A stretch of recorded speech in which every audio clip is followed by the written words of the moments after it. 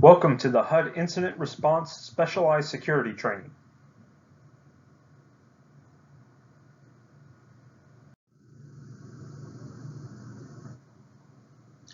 The Incident Response, or IR training, provides an introduction of IR policy drivers, roles, and responsibilities, followed by two modules, one about phishing and the other about incident handling.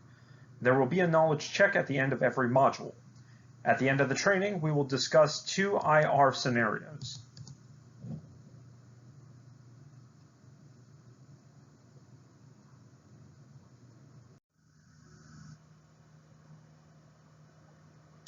The Department of Housing and Urban Development, or HUD's, Chief Information Security Officer, also known as the CISO, has established a Computer Incident Response Team, or CIRT, to respond to computer incidents affecting the department. These computer attacks may be directed against the department's information systems or other computer-based assets, such as environmental control systems and physical parameter control systems. Incidents involving cyber threats, such as viruses, malicious user activity, and vulnerabilities associated with highly interconnected technology, require a skilled and rapid response before significant damage to computing resources, loss or destruction of data, loss of funds, loss of productivity, or damage to HUD's reputation. The IR training familiarizes the audience with IR guidelines for all HUD information systems, including those that process and house sensitive personally identifiable information, or PII. The requirements outlined in the Incident Response Policy and Plan, or the IRPP, are mandatory and are designed to standardize incident handling and reporting.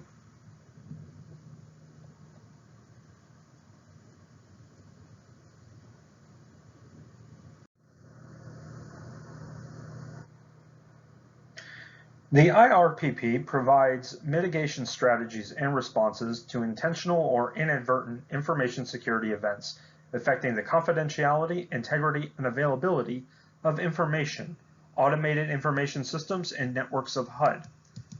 The IRPP does not address physical disruptions to or the loss of information, automated information systems, or networks as a result of man-made or natural disasters impacting the information infrastructure.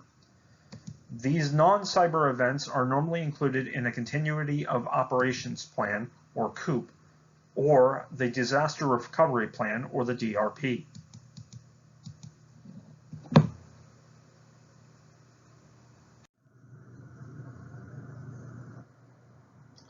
Some definitions used in this training are listed in this slide. Incident. An incident is the violation or imminent threat of violation of computer security policies, acceptable use policies, or standard security practices. Examples of incidents include an attacker commands a botnet to send high volumes of connection requests to a web server, causing it to crash. Or users are tricked into opening a quarterly report sent via email that is actually malware. Running the tool has infected their computers and established connections with an external host. Or, a user provides or exposes sensitive information to others through peer-to-peer file sharing services. A major incident is a computer security incident with a confirmed impact involving one or more of the following that requires coordinated response and deviation from normal response, remediation, and recovery activities. Some examples include one or more mission-critical systems, as identified in the inventory of automated systems, are affected where the functional impact was confirmed to be other than none, or a confirmed compromise where there is a high confidence or confirmation attributed to an advanced persistent threat APT actor, or a high number of systems were affected, such as 10 or more. Vulnerability. Vulnerability is a weakness in a system, such as the system security procedures, hardware design, or internal controls that can be exploited. Event. An event is any observable occurrence in a system or network. Events include a user connecting to a file share, a server receiving a request for a web page, a user sending email, and a firewall blocking a connection attempt. Adverse events are events with a potentially negative consequence. such as system crashes, packet floods, unauthorized use of system privileges, unauthorized access to sensitive data, and execution of malware that destroys data. This training only addresses events that are computer security related, not those caused by natural disasters, power failures, etc.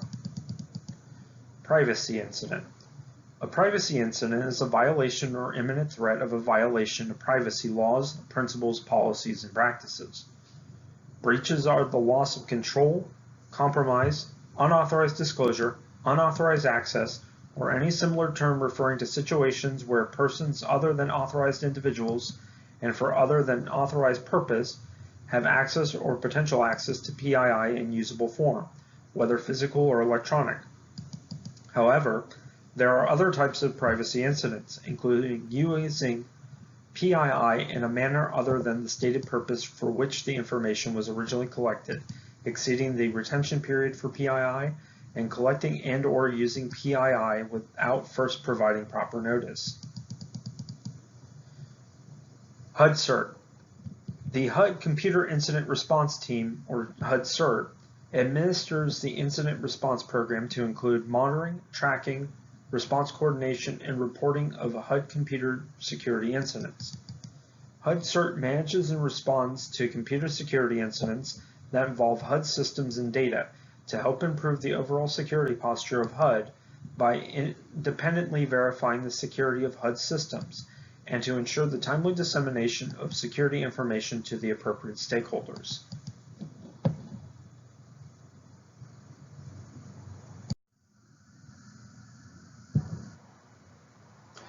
Personally identifiable information, or PII.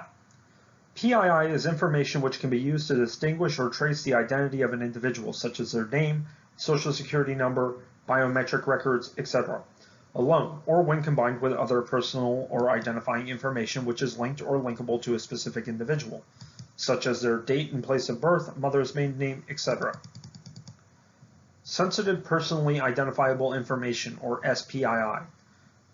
SPII is PII that, if lost, compromised, or disclosed without authorization, could result in substantial harm, embarrassment, inconvenience, or unfairness to an individual.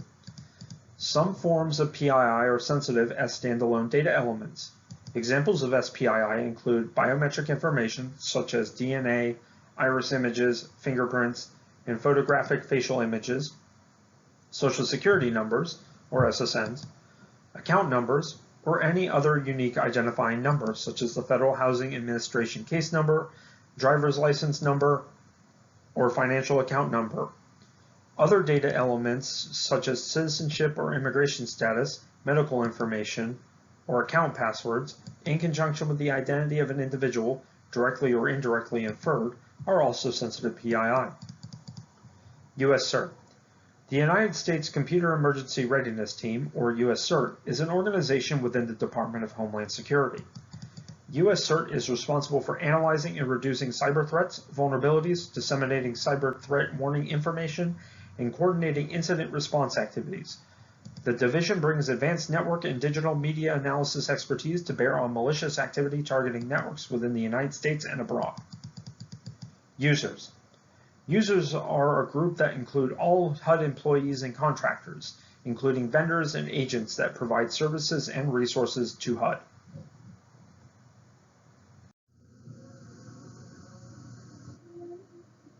Besides the business reasons to establish an IR capability, federal departments and agencies must comply with laws, regulations, and policies directing a coordinated, effective defense against information security threats.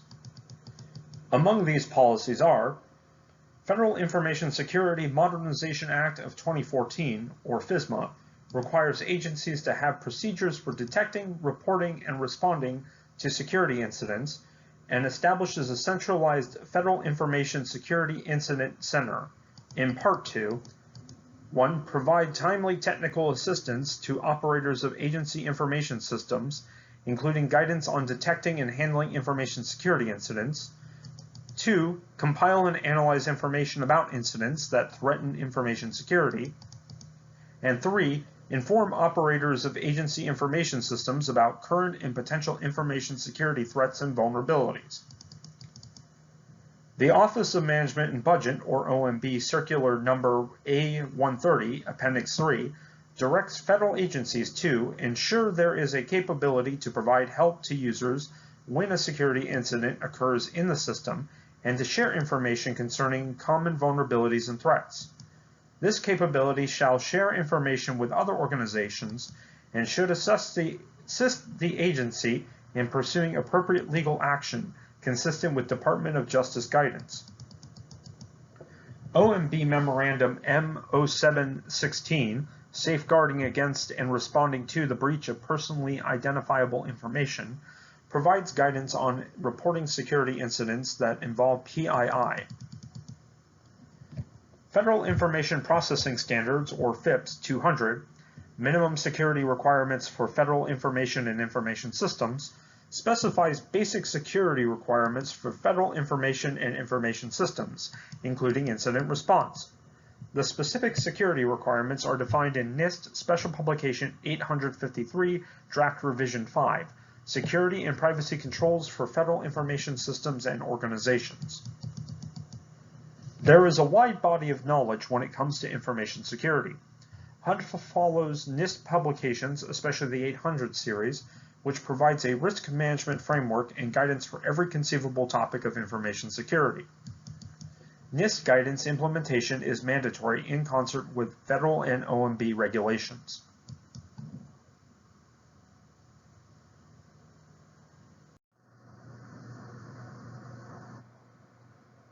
This slide discusses roles and responsibilities. The Chief Information Officer, or CIO, and Deputy CIO are responsible for establishing and overseeing the department-wide information security program. They provide advice and assistance to all HUD program offices for their individual programs. The Office of the Chief Information Officer, or OCIO, works with the Infrastructure and Operations Office, or IOO, to manage and direct HUD's IT infrastructure that provides shared services across HUD. The IOO also works with HUD CERT to resolve computer security incidents, including taking certain actions within the infrastructure. For example, deleting emails from across the agency, collecting hard drives, providing evidence, and eliminating malware, etc. The Chief Information Security Officer, or CISO, directs the management of, establishes, and maintains HUD's information security program and corresponding compliance measures. The CISO serves as the CIO's primary liaison with the HUD's authorizing officials, system owners, and information system security officers, or ISOs. The Office of Information Technology Security, or OITS, is responsible for managing the Computer Incident Response Team, or CIRT. The OITS issues department-wide information security policy, requirements, and oversight to ensure the information security policies are implemented and followed. The office serves as the agency-wide principal advisor on information system security matters.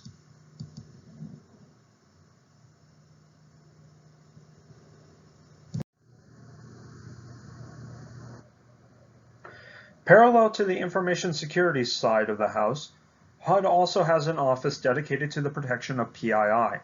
PII includes names, dates of birth, social security numbers, addresses, and etc. The Privacy Officer handles the investigation, notification, and mitigation for privacy incidents by working with the CISO, OITS, and the IOO. The Office of Privacy makes privacy incident closure recommendations in consultation with the HUD Breach Notification Response Team, or HBNRT. The Senior Agency Official for Privacy, or the SAOP, serves as an advocate for privacy incident response activities in consultation with the CIO, CISO, and Privacy Officer. The SAOP has overall responsibility for the department's privacy program. The Chief Privacy Officer, or CPO, works with the SAOP, CISO, and the OITS to handle privacy incidents and reporting.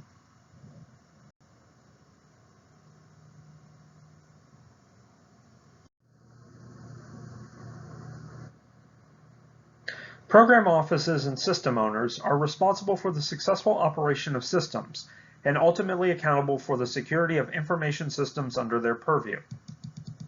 The Information System Security Officers, or ISOs, serve as the primary point of contact between the HUD CERT, program offices, and system owners during incident response activities.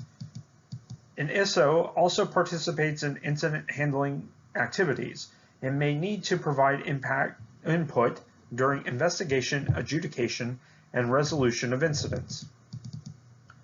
Service providers are responsible for ensuring and maintaining security controls that are compliant with HUD's information security policy and procedures, including reporting security incidents to HUD CERT. The National Help Desk plays a role too, in that it reports all incidents to the HUD CERT. The Help Desk receives reports of security incidents and provides guidance to the persons reporting incidents. System administrators are a key element in preventing incidents. They maintain an environment that creates a strong technical foundation for the enforcement of information system security.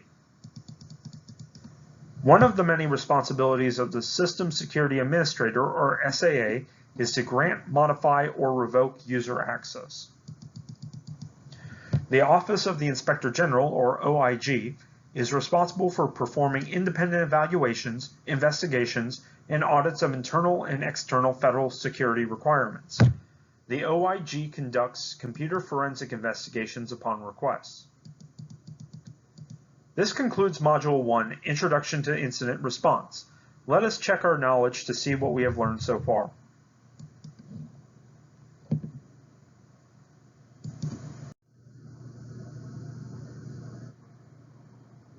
Question 1.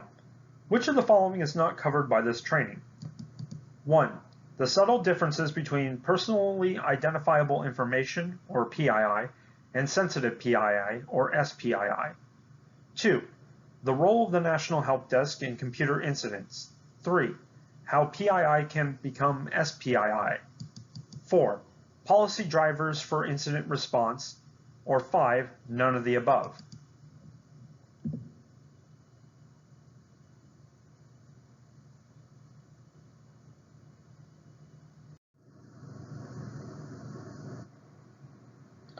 The answer is 5. None of the above. All of the following were covered by this training.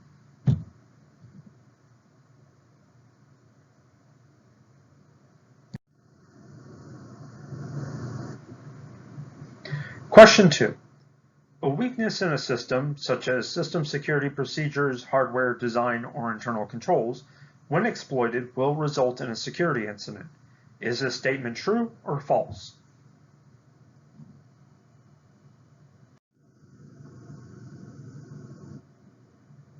The statement is true. A weakness in a system is a vulnerability.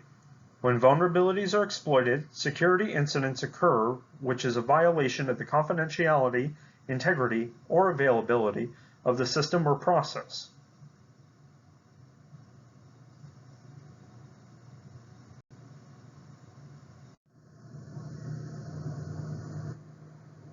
Question 3. Sensitive PII is PII that, if lost, compromised, or disclosed without authorization, could result in substantial harm, embarrassment, inconvenience, or unfairness to an individual. Is this statement true or false?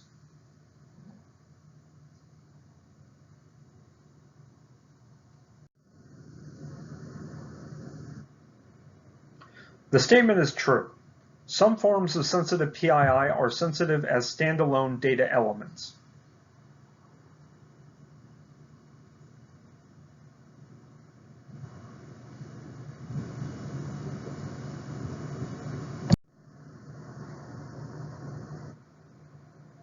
Question 4.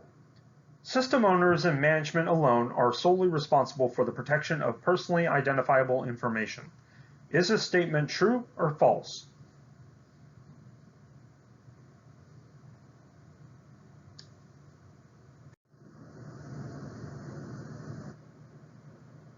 The statement is false. Protecting sensitive data is the responsibility of anyone who has access to accredited HUD information systems and non-accredited partner information systems handling HUD data.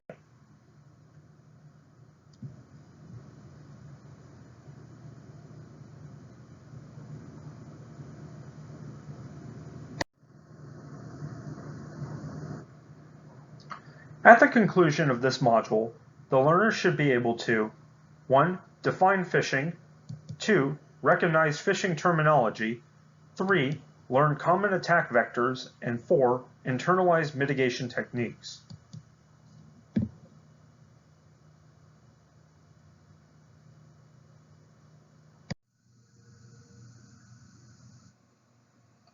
Almost everyone has gotten an email message at some point disguised with the subject or message, "Your account has been suspended," or "We need to verify your password."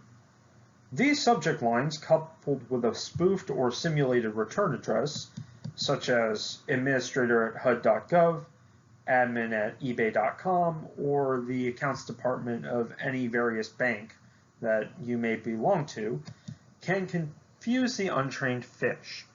Furthermore, the messages themselves can often contain logos and trademarks that add to the deception. When trying to determine if these emails are authentic or not, remember one very important detail. No legitimate company will ever send an email requesting your username, password, or any other personal identifiable information. As we can see, phishing is a very sophisticated scam that tricks users into divulging credentials and PII. The technique relies on technical deceit and social engineering practices, such as our inherent need to trust others. A successful attack involves impersonating a legitimate user, website, or cloud resource, and gaining the trust of a victim. Although email remains the most commonly used method of phishing, there are many subcategories of the attack.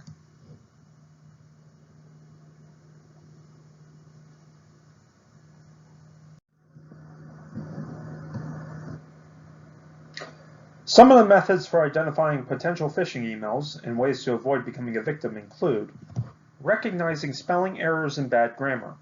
This is essential to spotting phishing attacks. Awareness of odd formatting, such as incorrect use of capital letters or punctuation, is also helpful in pairing attacks. If there is no real person's name included in either the greeting or the signature, be suspicious. A return or reply to email address may be spoof. You can view full headers to see what is listed as the actual return address. If a password is being requested and you know the email is not from a legitimate business, no legitimate businesses will ever request your password. There is no mention of a phone number to call or a person to contact. This also warrants suspicion. Should a sender claim that your account will be deleted due to a lack of response, ignore the sender. A legitimate business does not follow that kind of practice. The email includes a hyperlink that it has an odd-looking URL, for instance with a foreign country as the domain, or trying to match a legitimate web address but spelled differently. When in doubt, use the search function in your web browser to find the sending organization, or type it in directly if you know it already. Never click on the link directly. The power to defeat phishing attacks lies solely with us as users. Taking the extra time to scrutinize, challenge, and react accordingly to these attacks will greatly help you in your professional and personal life. Now let us check our knowledge so far.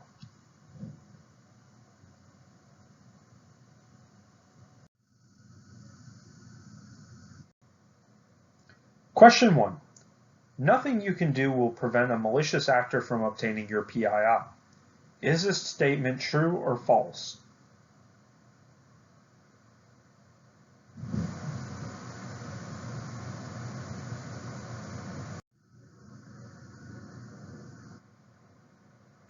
The statement is false. By maintaining a healthy skepticism of the origin of all emails, avoid clicking on links within emails, setting your email format to text versus HTML, and scrutinizing headings, avoiding victimization is relatively easy.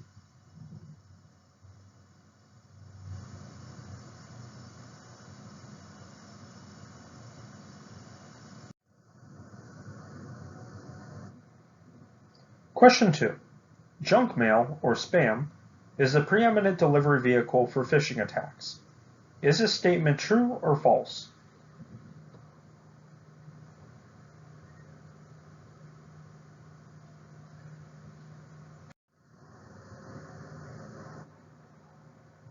The statement is true.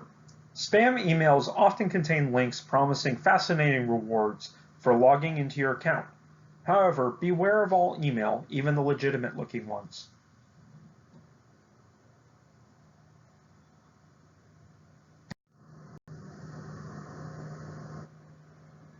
Question 3. Whaling is the targeting of groups of users, such as system administrators or other privileged users. Is this statement true or false?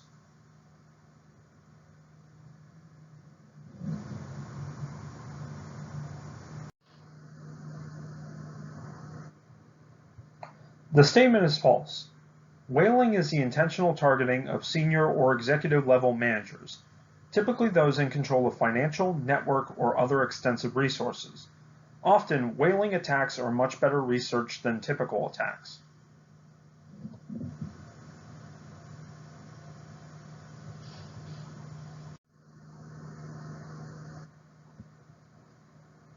Question 4. You receive an email from the help desk asking you to confirm whether or not you still need access to your account.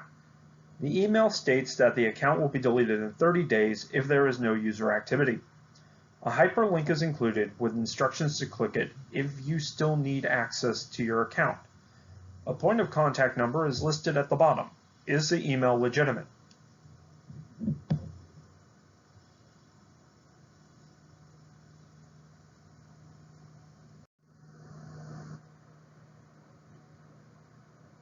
The email may be legitimate.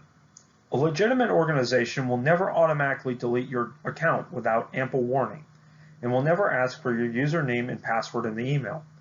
Certain information system policies specify that inactive accounts are to be removed after so many days, and sending an email with a link to confirm you still needing access is not phishing. However, if there is any doubt, contact the help desk via normal channels. This concludes the module on phishing. Next, we will look at incident handling.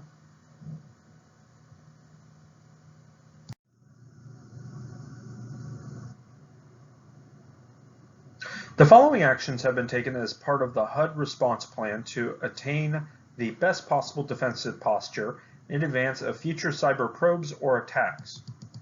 HUD has provisioned a national-level service desk as an issue tracking system for tracking incident information and status.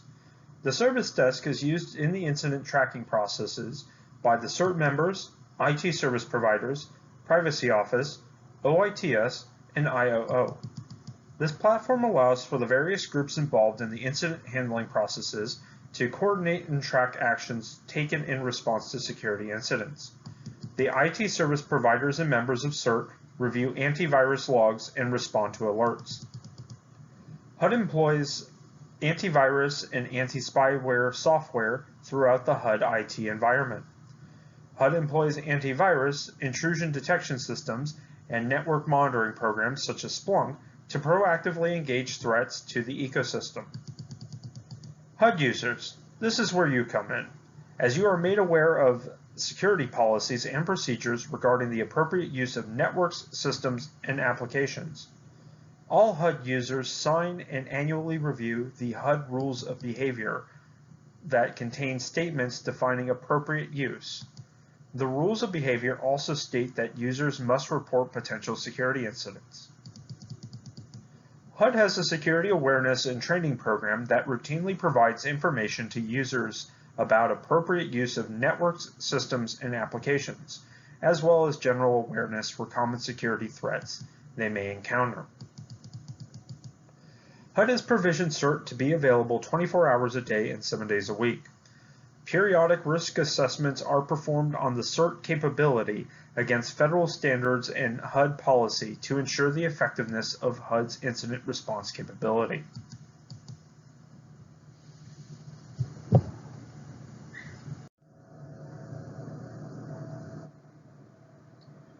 Network and system-specific preparedness measures include risk assessments. Periodic risk assessments of systems and applications should determine what risks are posed by combinations of threats and vulnerabilities. This should include understanding the applicable threats, including HUD-specific threats. Each risk should be prioritized, and the risks can be mitigated, transferred, or accepted until a reasonable overall level of risk is reached. Another benefit of conducting risk assessments regularly is that critical resources are identified, allowing staff to emphasize monitoring and response activities for those resources. Host security. All hosts or anything with a connection to the network should be hardened appropriately using standard configurations. In addition to keeping each host properly patched, hosts should be configured to follow the principle of least privilege, granting users only the privileges necessary for performing their authorized tasks. Hosts should have auditing enabled and should log significant security-related events. The security of hosts and their configuration should be continuously monitored. Many organizations use Security Content Automation Protocol, or SCAP, expressed operating system and application configuration checklists to assist in securing hosts consistently and effectively. Network security. The network parameters should be configured to deny all activity that is not expressly permitted. This includes securing all connection points, such as virtual private networks or VPNs, and dedicated connections to other organizations. Malware prevention. Software to detect and stop malware should be deployed throughout the organization. Malware protection should be deployed at the host level, such as the server and workstation operating systems, the application server level, such as the email server or web proxies, and the application client level, such as email clients and instant messaging clients. User awareness and training. Users should be made aware of policies and procedures regarding appropriate use of networks, systems, and applications. Applicable lessons learned from previous incidents should be shared with users so they can see how their actions could affect the organization. Improving user awareness regarding incidents should reduce the frequency of incidents. IT staff should be trained so that they can maintain their networks, systems, and applications in accordance with the HUD security standards.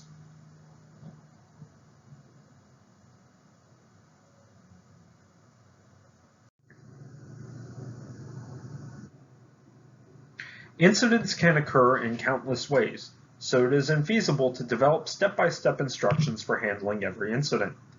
HUD is generally prepared to handle any incident, but also focuses on being prepared to handle incidents that use common attack vectors.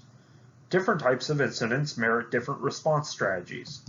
The attack vectors we will discuss next are examples of, but not all inclusive, of the types of threats leading to incidents.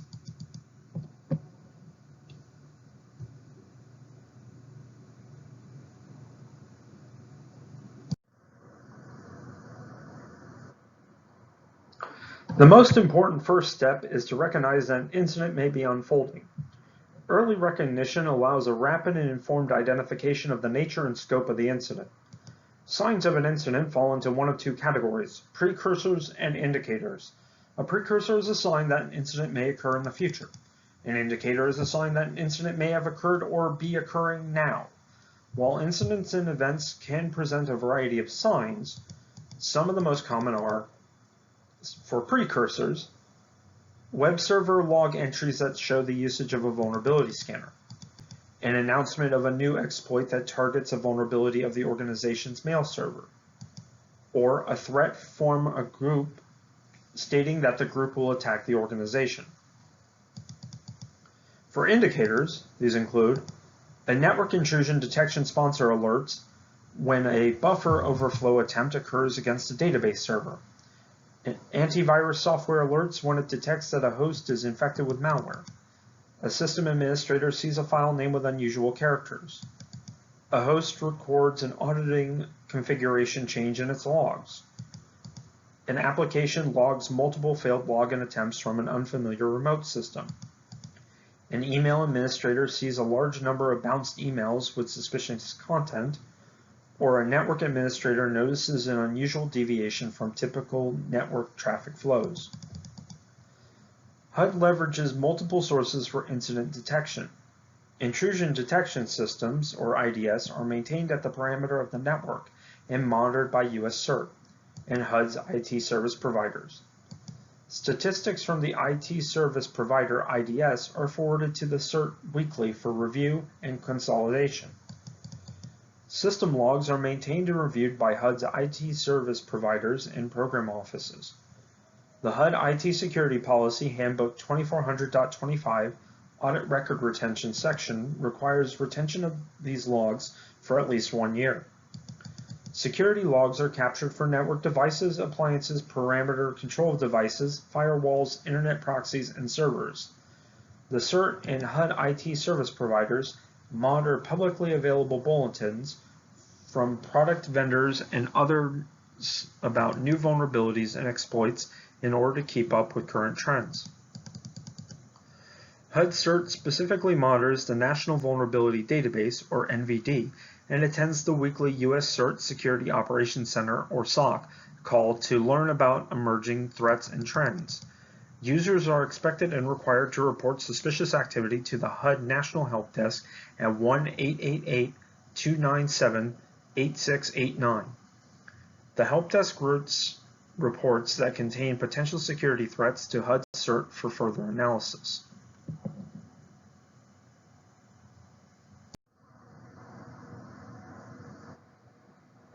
Incident analysis is required to determine whether incidents were detected accurately, are not false positives, and to obtain as much information about the incident as possible. Having a wealth of information about an incident allows for proper containment, eradication, and recovery decisions. HUD has established a log retention policy for at least 1 year. These logs are often initially reviewed by the IT service provider or program office responsible for the system. Once there is concern of potential incident detection, these logs are made available to the CERT for review. The CERT reviews the logs to determine whether an incident has occurred, what the extent of the incident is, and what actions are necessary to contain, eradicate, and recover from the incident. In addition, HUD CERT requests additional logs from IT service providers and program offices to further investigate incidents that are already being tracked by the HUD CERT. The HUD CERT correlates logs from different sources to try to obtain the most accurate picture of what occurred during the incident. HUD employs the Network Time Protocol, or NTP, to ensure that the time of log entries is consistent across all platforms. This aids in the log correlation process and ensures the time of events is tracked and reported accurately. The HUD CERT uses a knowledge base to document information they have gathered that may prove to be useful in future incident analysis. Some examples of things included in the knowledge base are points of contact, common issues handlers face, common cyber threats faced by the organization, common responses to threats, and path or location of critical system files or logs. Having complete incident information readily available reduces analysis time and speeds containment, eradication, and recovery efforts. The HUD CERT also uses several internet search engines and tools for research during their analysis. The HUD CERT also contacts US CERT when necessary to request assistance with analysis. HUD has a federal network authorization on file with US CERT. This authorization allows the US CERT Digital Analytics Branch, or DAB, and Incident Response Team, IRT, to mobilize to HUD promptly to provide assistance with major incidents. Incident analysis activities and findings are documented in the incident ticket in the service desk.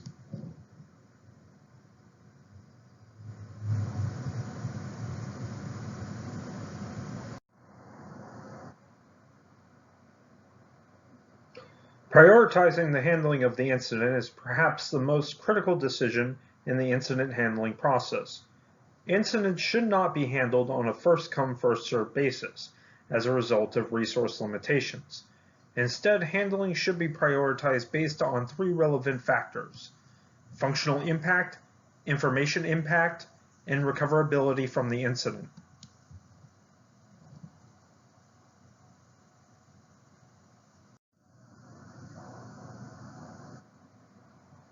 Functional impact. Incidents targeting IT systems typically impact the business functionality that those systems provide, resulting in some type of negative impact to the users of those systems. Incident handlers should consider how the incident will impact the existing functionality of the affected systems. Incident handlers should consider not only the current functional impact of the incident, but also the likely future functional impact of the incident if it is not immediately contained.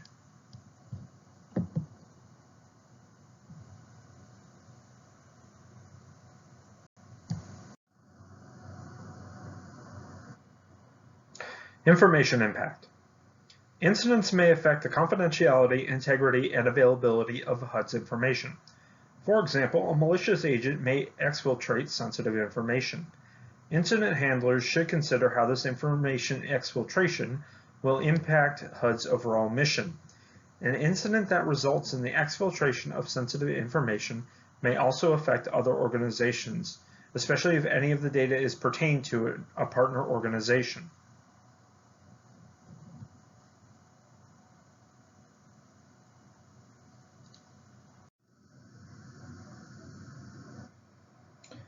Recoverability from the incident. The size of the incident and the type of resources it affects will determine the amount of time and resources that must be spent on recovering from the incident. In some instances, it is not possible to recover from an incident, such as if the confidentiality of sensitive information has been compromised, and it would not make sense to spend limited resources on an elongated incident handling cycle, unless that effort was directed at ensuring that a similar incident did not occur in the future. In other cases, an incident may require far more resources to handle than what an organization has available.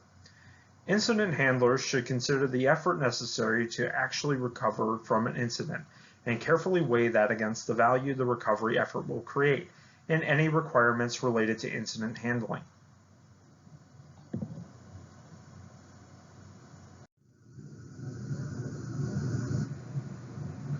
Incidents that have a functional or informational impact other than none must be reported to US CERT within 1 hour of the HUD CERT's confirmation of impact.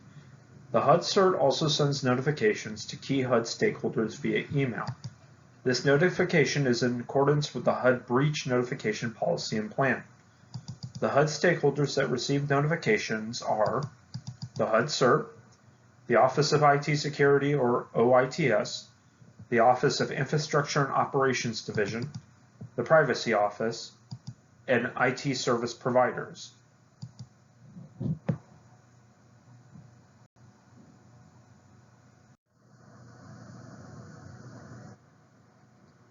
How will the stakeholders be notified? Methods used in the notification procedure, in addition to email, include telephone, web notification, voicemail, and written notice.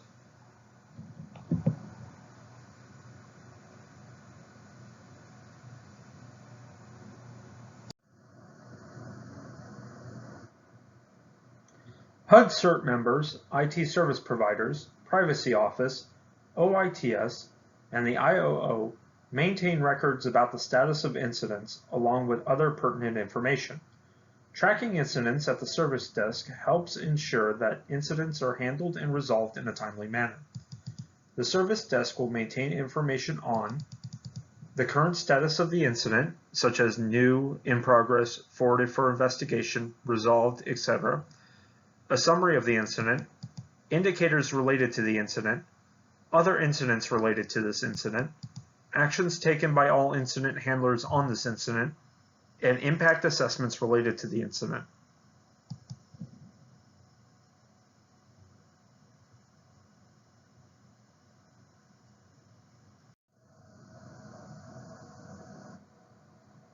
The service desk also maintains contact information for other involved parties, such as the system owners and system administrators, a list of evidence gathered during the incident investigation, comments from incident handlers, and the next steps to be taken, such as rebuilding the host or upgrading an application.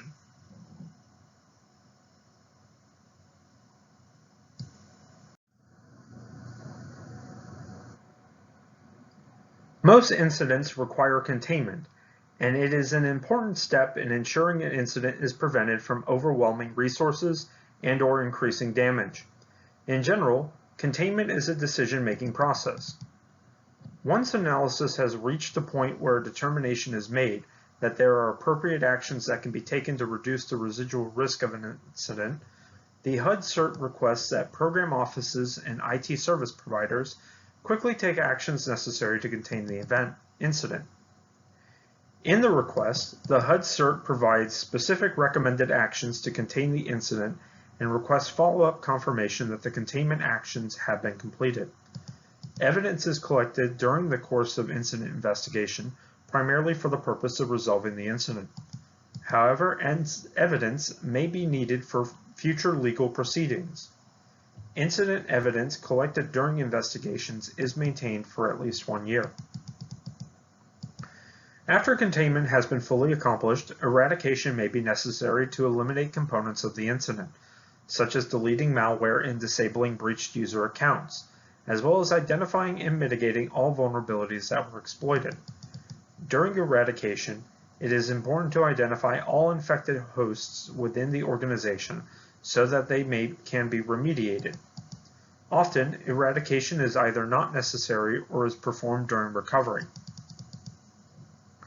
The HUD CERT requests eradication and recovery actions from the IOO, and program offices are procedural steps subsequent to containment actions. Priority of eradication and recovery steps is taken into account based on the impact of each step to the overall incident recovery.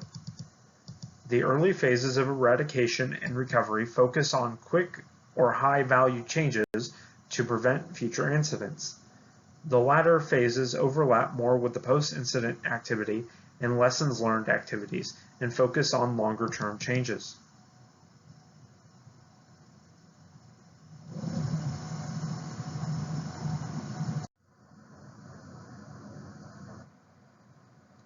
Post-incident activity consists of using the information gathered during the incident response lifecycle to feed preparation for future incidents. Some of the information can be used to prevent future incidents, while other information can be used to strengthen the incident response capabilities in the future.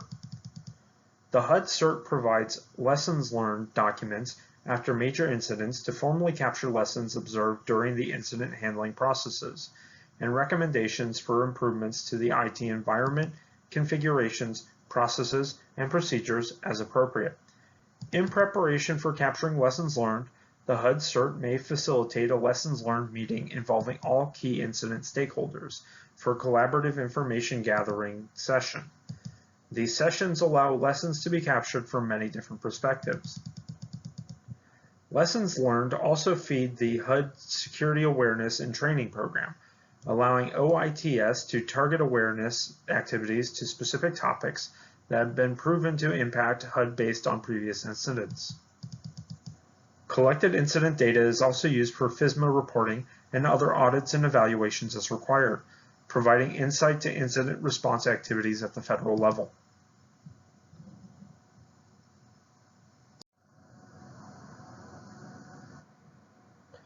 Information sharing is critical to combating threats to HUD and other agency networks.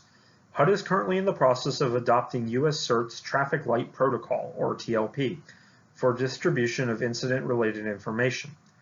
TLP is a set of designations used to ensure that sensitive information is shared with only the correct audience. It uses 4 different colors to indicate different degrees of sensitivity and the corresponding handling guidance. Red.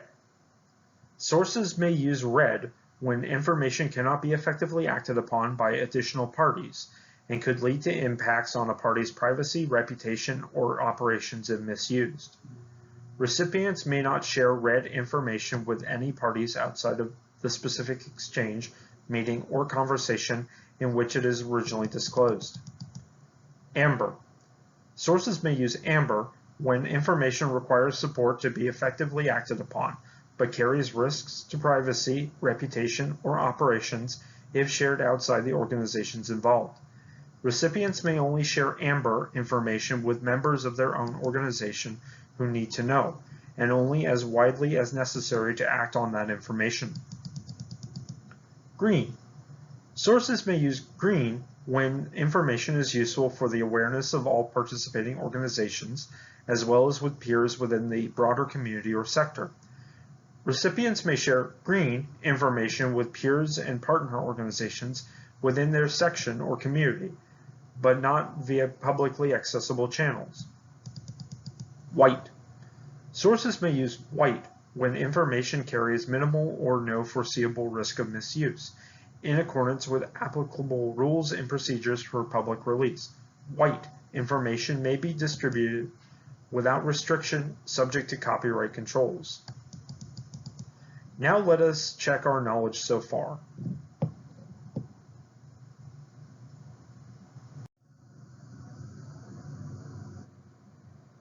Question 1.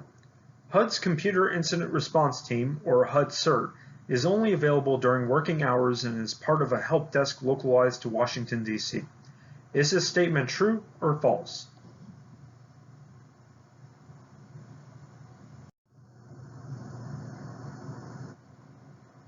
The statement is false.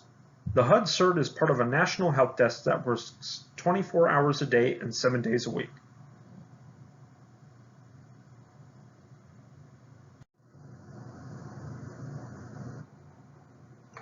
Question 2. HUD uses the U.S. CERT traffic light protocol for dissemination of incident information. Is this statement true or false?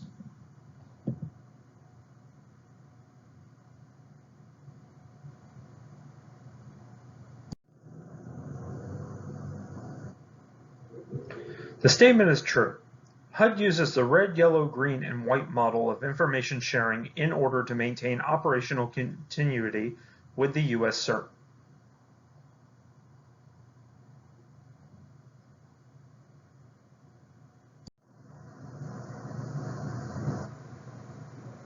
Let us look at some scenarios on how to handle incidents.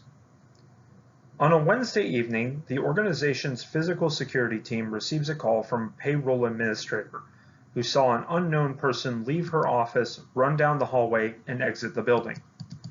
The administrator had left her workstation unlocked and unattended for only a few minutes. The payroll program is still logged in and on the main menu, as it was when she left it, but the administrator notices that the mouse appears to have moved. The incident response team has been asked to acquire evidence related to the incident and to determine what actions were performed. Some of the questions that can be useful for this scenario are: how would the team determine what actions have been performed? How would the handling of this incident differ if the payroll administrator had recognized the person leaving her office as a former payroll department employee? How would the handling of this incident differ if the team had reason to believe that the person was a current employee?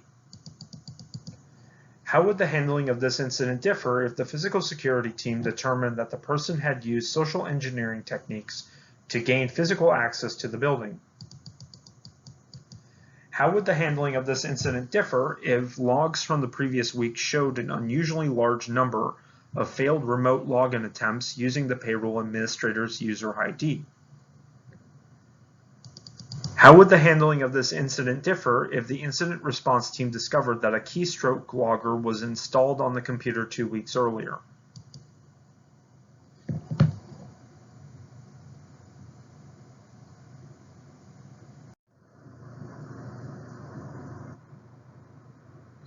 Critical to all scenarios is the incident response checklist. This checklist serves as a basic reference of what to do for someone who is faced with a crisis and does not have the time to consult the policy documentation. One must document everything. This effort includes every action that is performed, every piece of evidence, and every conversation with users, system owners, and others regarding the incident. Find a coworker who can provide assistance. Handling the incident will be much easier if 2 or more people work together. For example, one person can perform actions while the other documents them. Analyze the evidence to confirm that an incident has occurred.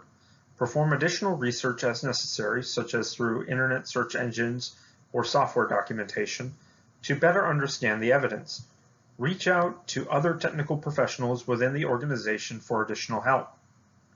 Notify the appropriate people within the organization. This should include the CIO, the head of information security, and the local security manager. Use discretion when discussing details of an incident with others. Tell only the people who need to know and use communication mechanisms that are reasonably secure. If the attacker has compromised email services, do not send emails about the incident. HUD will notify US CERT and/or other external organizations for assistance in dealing with the incident. Stop the incident if it is still in progress. The most common way to do this is to disconnect affected systems from the network. In some cases, firewall and router configurations may need to be modified to stop network traffic that is part of an incident, such as a denial of service or DOS attack. Preserve evidence from the incident. Make backups, preferably disk image backups, not file system backups, of the affected systems. Make copies of log files that contain evidence related to the incident. Wipe out all effects of the incident. This effort includes malware infections, inappropriate materials such as pirated software, Trojan horse files, and any other changes made to the systems by incidents. If a system has been fully compromised, rebuild it from scratch or restore it from a known good backup. Identify and mitigate all vulnerabilities that were exploited. The incident may have occurred by taking advantage of vulnerabilities in operating systems or applications. It is critical to identify such vulnerabilities and eliminate or otherwise mitigate them so that the incident does not recur. Confirm that operations have been restored to normal. Make sure that data, applications, and other services affected by the incident have been returned to normal operations. Create a final report. This report should detail the incident handling process. It should also provide an executive summary of what happened and how a formal incident response capability would have helped to handle the situation, mitigate the risk, and limit the damage more quickly.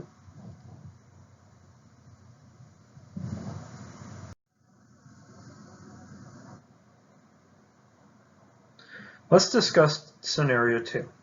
It's the end of your telework day. You're proud of yourself for accomplishing that 2-week-long project you were told about yesterday and informed that it would be due tomorrow. Exhausted, you close the laptop you've been working on and head to the coffee shop for a much-needed red-eye coffee. Halfway out the door, you remember that there was some client data that needed entry into one of the spreadsheets. You figure you can download the data from the servers at the coffee shop since they have reliable Wi-Fi, and grab your laptop. At the coffee shop, there's quite a crowd. You find an open table and begin the process of remotely accessing the server. You're pretty careful, so you make sure your virtual private network or VPN is running and begin to gather the data you need. Moments later, the barista notifies that your red eye is ready. You lock your screen, grab the coffee, and head back to your table. When you log back in, you notice that the network connection has dropped.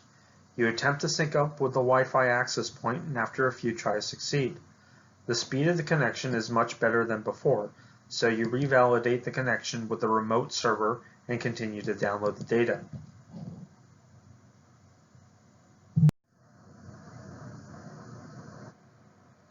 The next slide is a continuation of scenario 2. Once the download is complete, you do the necessary work to update the project. When you upload the files, the process goes smoothly. You then notice that your VPN had been disconnected for virtually the entire time you were working. The files with PII were transmitted in the clear over a public Wi-Fi access point. The next day, HUD receives notice of organization PII suddenly available for sale on the dark web. You overhear your coworkers talking about the incident and how the data seems like it's identical to that which is used in the office.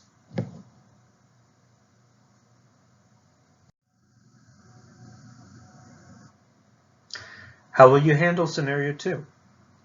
The incident response checklist can also be used in this scenario from the user level. Again, document everything.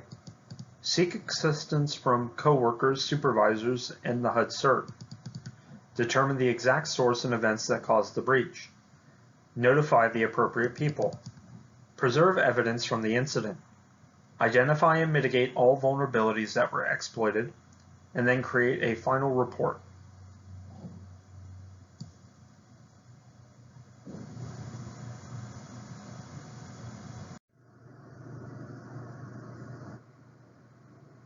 You have successfully completed the Incident Response Specialized Security training. Please click the button to print your training certificate.